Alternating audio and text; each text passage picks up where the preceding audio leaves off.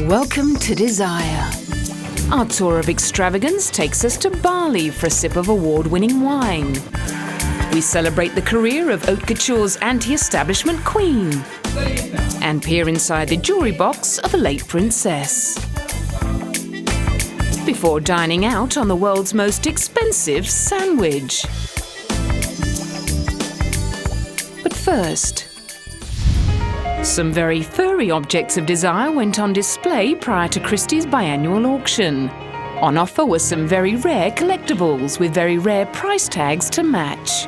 Over 200 bears from Germany, the UK and the US, with estimates ranging from £100 to £6,000, represented all the favourite teddy bear makers from Steiff, Chiltern and Farnell.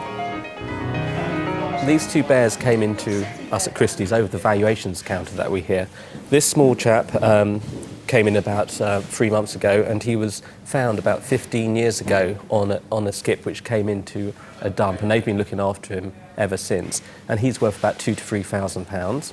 And this other chap here, which is the large bear, came in more recently, and actually was found very recently on a skip, and is worth £4,000 to £6,000. The two rags to riches bears were coincidentally discovered in two different locations somewhere in southern England and presented to Christie's for valuation round about the same time. Oh, these are both early Steiffs from about 1909, 1910. And as you can see that if you put them on all fours, they're like a real bear. They've got sort of long arms and a profile that's very similar to a real bear. And they're very good quality and in a nice condition. They often have a button in the air, which is very famous as Steiff bears. And they're the most desirable antique bears that you can buy. The two bears are worth a combined total of £9,000 sterling. And just why their previous owners decided to rid themselves of them is a mystery to Agnew. It's very unusual because everyone really these days knows how much a teddy bear is worth. They're always on the television. So it's very unusual for someone to throw something like this out. One can only imagine that the owners must be kicking themselves. The sale also featured a wide selection of bears accompanied by photographs of them with their original owners. These range from 1910 to 1950 and add a special dimension to the history of the individual bear. If you're looking for something a little more original in the way of an upmarket gift, some American retailers have some rather inventive suggestions. At Neiman Marcus luxury department store, the discerning shopper can order online instead of standing in line at the crowded stores. Neiman Marcus Direct has compiled a luxury list of holiday gifts to suit every taste. For example, those who like to avoid the stresses of heavy road traffic can buy their very own Zeppelin for a cool $10 million. Elvis fans and show-offs may prefer something a little more down to earth, like this $65,000 Las Vegas trike. The his and hers must-have, if you've got the money, is your very own bowling alley. You provide the land, and for $1.45 million, Neiman Marcus will do the rest. They'll install the freestanding bowling alley complete with 4 lanes, snack bar and audio-visual high-tech system. But the gift that has many real men envious is a customized suit of armor. Modern technology mixed with 15th century style. What better way to appreciate history?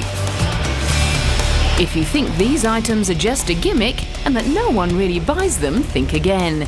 Neiman Marcus has already sold 2 of the Zeppelins, at least 1 suit of armor, and the Las Vegas trikes are almost sold out.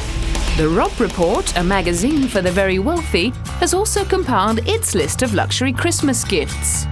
One of its most popular suggestions is the Rinspeed car, a sporty vehicle which turns into a boat at the flip of a switch. And if you want to actually go underwater, not just glide on top of the waves, there's the Underwater Aviator, a plane which can fly to depths of 1,500 feet. It's not just adult toys that can cost hundreds of thousands of dollars. A few very lucky children might just get some presents under the tree from FAO Schwartz's high-end range. For $300,000, you can buy a motion simulator, a giant pod which moves about, taking you on a high-speed car chase.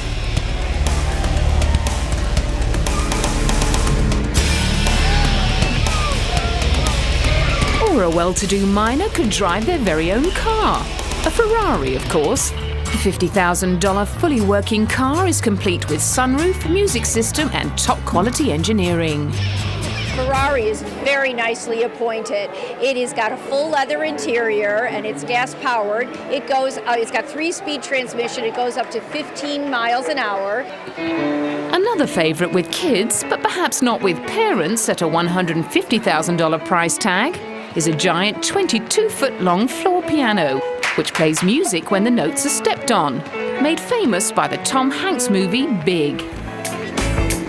Coming up next, Anarchy on the Catwalk.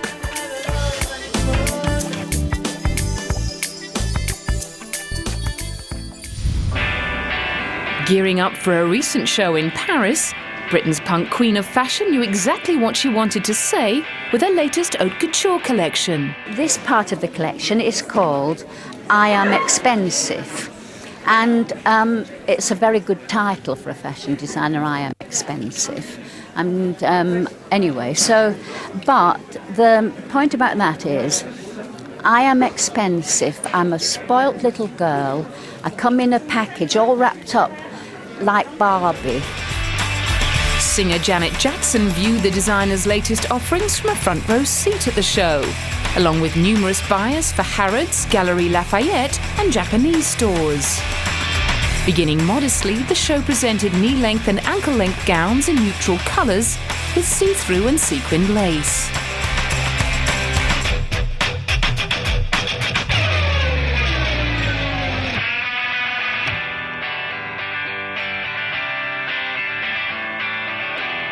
But Westwood's signature style and boldness soon came shining through, in graffiti prints and bold shades of pink, blue and green. Although Westwood's elegantly draped garb has become more wearable over the years, there was still the occasional spill on the catwalk. The flame-haired style icon is one of the most recognised designers in the world, and for more than 35 years, Vivienne Westwood's witty takes on royal excess have amused and shocked. The daughter of a sausage factory worker and a greengrocer's assistant, Westwood's career began in 1965, shortly after she met Malcolm McLaren, the future manager of the Sex Pistols. He introduced her to the underground scene of the late 1960s and lectured her on the political power of art. And she soon became a subversive seamstress of pop in the emerging punk scene. Her first designs hung in Let It Rock on London's King's Road in 1971. 5 years later, the boutique, now named Sex, sold ripped t-shirts, chains and assorted bondage gear. And Westwood was dressing Johnny Rotten and the Sex Pistols. In the early 1980s, Westwood caught the mood of the New Romantics, an art scene that eschewed gender-distinctive dress and delighted in courtier costume and whirls of eyeliner. She first showed in Paris in 1983 and never looked back. In the 1990s, her interest shifted into haute couture, and she has made extensive use of British wools, tartans, tweeds and linens. She's twice been named British Designer of the Year and was awarded an Order of the British Empire. Her impressively outrageous career was celebrated in a recent exhibition featuring more than 150 of her designs from throughout her 35-year career. They included the vertiginous mock-crop platform shoes which caused Naomi Campbell to take a tumble on the catwalk in 1993. Other famous pieces included her Harris tweed and tartan outfits. Another highlight was the famous Anarchy in the UK t-shirt that graced the cover of the Sex Pistols' iconic album, along with plenty of other examples of her work from the punk period. Although renowned for her anti-establishment stance, Westwood was only too happy to lend many pieces from her personal archive to the Victoria and Albert Museum. I just don't believe in demolishing anything until there's something to replace it that you think is better. I think there's nothing did more harm than the French Revolution. It absolutely sabotaged, and the portcullis came down on culture. We've never managed to get it back. And so, yes, museums are places which I entirely approve of, but having said that, the best and greatest thing about fashion is that it should be worn. But it's good to have an overview and to have the chance to stop and look at it all and compare one thing with another in a museum.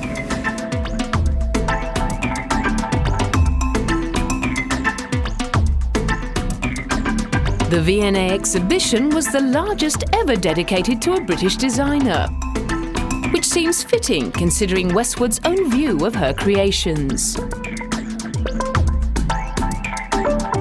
Some people, when they think of Vivienne Westwood, they think sex because they think of the corsets, and they think of the high heel shoes, and they think, you know, alternative, rebellious, this kind of thing. But in the end of the day, I think that my clothes are always heroic. They're always larger than life, and they help somebody to strike a figure and you know, walk tall through their experiences and have a sense of adventure and pleasure and enjoyment.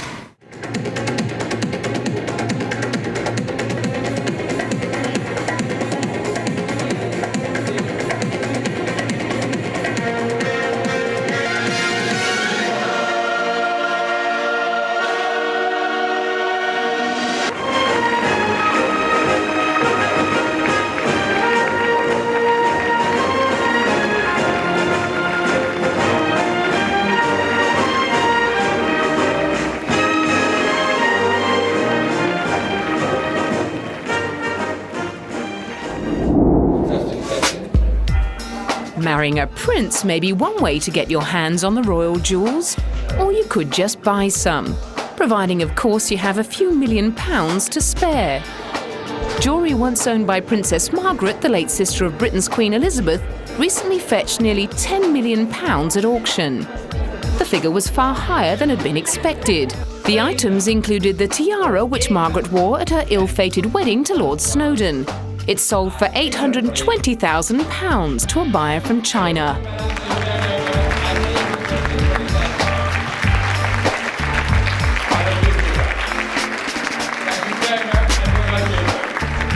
Tiara went to a lady from Asia, in fact from mainland China, and she had come specially to the auction. She thought she first wanted to be on the telephone, and then she decided to take a plane yesterday. She arrived this morning and attended the auction because she didn't want to risk the possibility of missing the tiara and a few other items which she purchased in the auction. She also purchased the pearl necklace for £500,000. An antique diamond Riviera necklace featuring 34 old-cut diamonds made £880,000, while an emerald and sapphire ring fetched £40,000. As soon as I bought it, somebody tapped me on the shoulder from behind and said, "You did buy the ring just now." I said, "Yes, I can't believe it." And he said, "I'm Lord Glenconner." He said, "I gave it to Princess Margaret." Princess Margaret's authorised biographer Christopher Warwick believes the princess was a real style icon in her day. Everything that Princess Margaret ever meant to this country, to the Commonwealth, to the world, she was a star. And that's not an exaggeration. In the 1950s, the press wanted only photographs of two women, Princess Margaret and Elizabeth Taylor, because of the glamour. And Princess Margaret not only represents royalty, she represents glamour. She was extremely beautiful. She was very vivacious, and all of this is reflected in the sale that we've seen today. Princess Margaret died in 2002, aged 71. Her son and daughter put the jewellery, furniture and paintings on sale to cover an inheritance tax bill of £4 million. Coming up next, a sip of the exotic.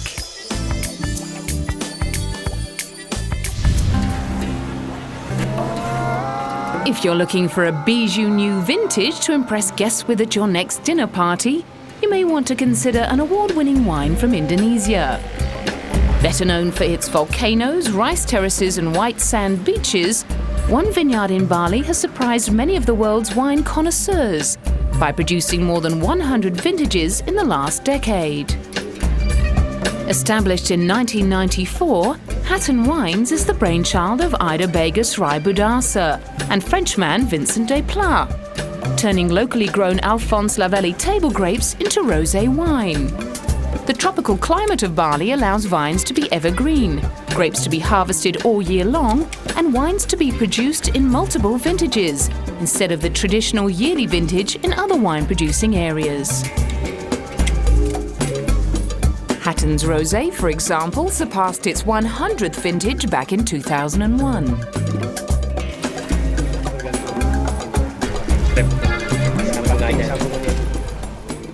So this is, we use system is pergola, quite different with another country because of the weather, humidity here in Bali. And also the unique here is we can have grape all year round. Like you see here we just settling the flowers, and another part is we have a grape already.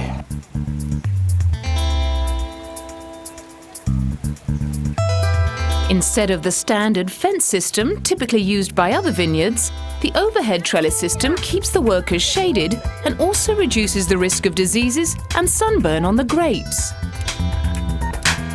Hatton Wines buys its black grapes from local growers, but grows on its own 14.5-hectare vineyard white Belgian grapes that are related to the Torontes Muscat family, as well as local Probolinggo Biru white grapes.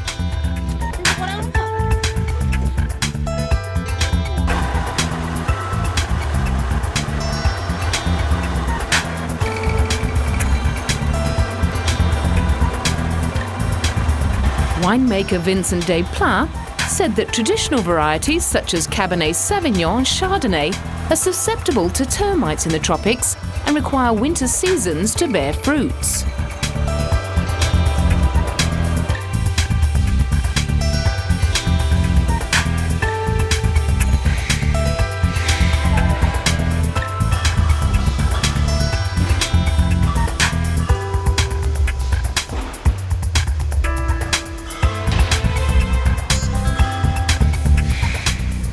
In the tropics, you don't have winter, therefore you have to accommodate with the table grapes. But it's a good accommodation because you can make good wines. To the contrary to some people saying you cannot make good wines out of table grapes, I disagree. We've been making good wines for 10 years in the tropics using table grapes. Rosé is a summer wine. Summer wines in Europe means holiday wines. Bali being a holiday destination, that was the normal choice, the perfect wine, especially also with spicy food. Rosé goes with basically everything. So that was our first choice. Then we decided to move to sparkling to accommodate some hotels, and then sparkling rosé, and then red wine, white wine, and finally fortified wines.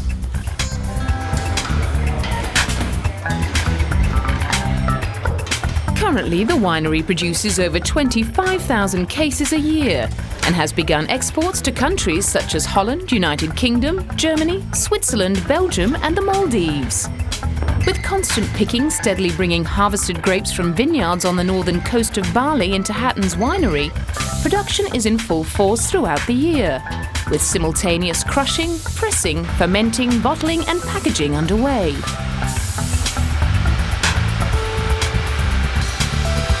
In 2003, Hatton's Rosé was a finalist at the Portugal Wine Masters Challenge, and its semi-sweet white Alexandria won a bronze medal at the International Wine and Spirits Competition in London. Such recognition has put Bali on the map of winemakers from the New World.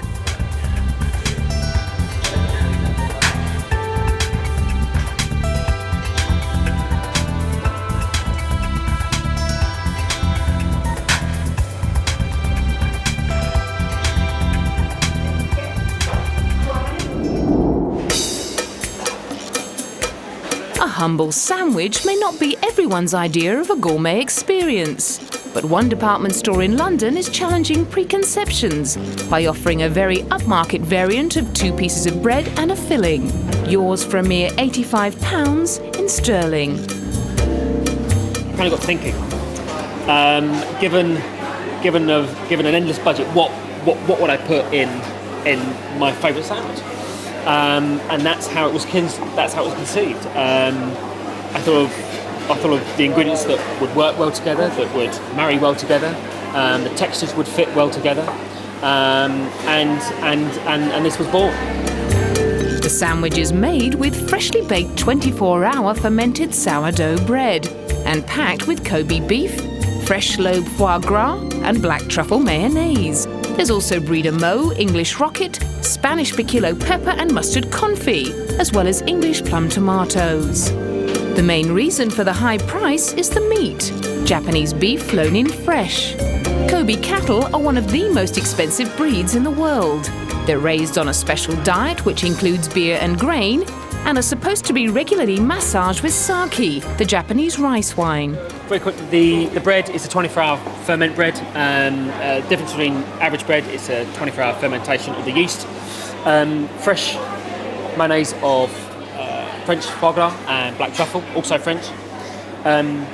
Rocket, fantastic summer season for English rocket. The Wagyu beef is from Japanese Kobe cattle. The English plum tomatoes, fantastic time of year. The Mons Brie de Meaux is also French. The confit of piquillo peppers, Spanish, sure, long peppers.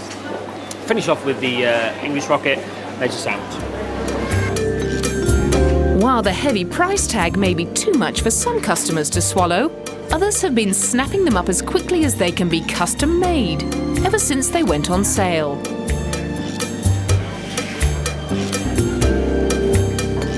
In addition to being high-priced, the luxury lunch is also high in calories, packing around 2,000 of them.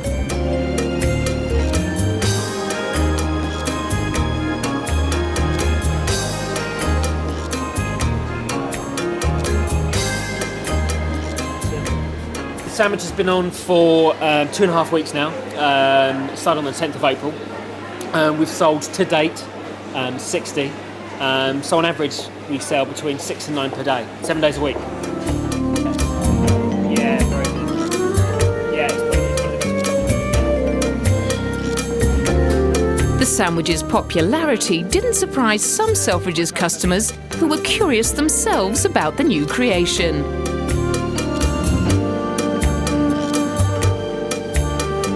It doesn't surprise me. Because people with a lot of money, I think, there's always, will buy anything. And just to be able to brag to your friends, I just bought an 85-pound sandwich. That would be pretty good. It looks quite good, but I don't think I'd pay 85 pounds for it.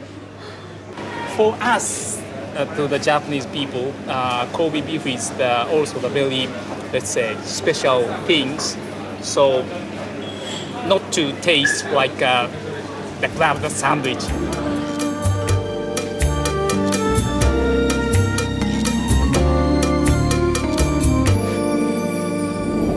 Next time on Desire, we go window shopping for the world's most expensive shoes. We try on a £1 million hat and cast a critical eye over the most expensive painting ever sold. And then we quaff a drop of some very luxurious wine.